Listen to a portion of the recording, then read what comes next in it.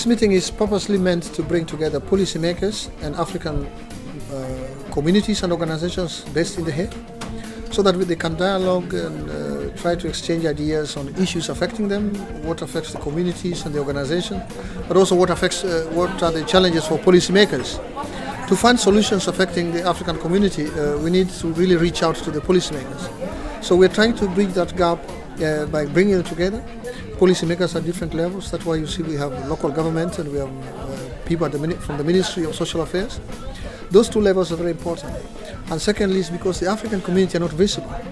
We are a minority, even in the statistics, they are called others. And when you are a minority within a policy context, you don't get attention, plus resources, and you don't have a voice.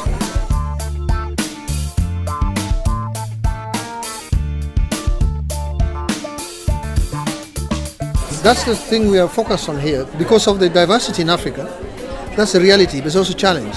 Right. But it's also an opportunity. So the question is, how do we harness that diversity? Yeah.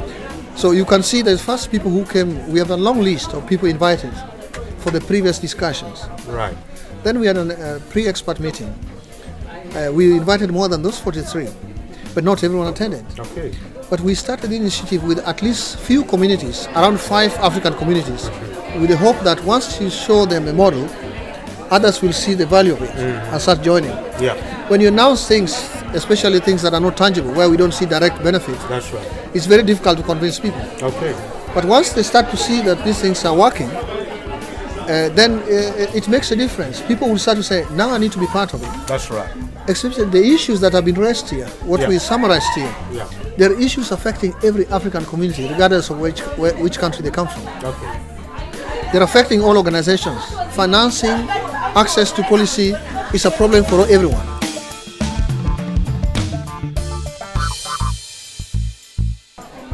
To the African community, it's very important to understand the context in which we live in.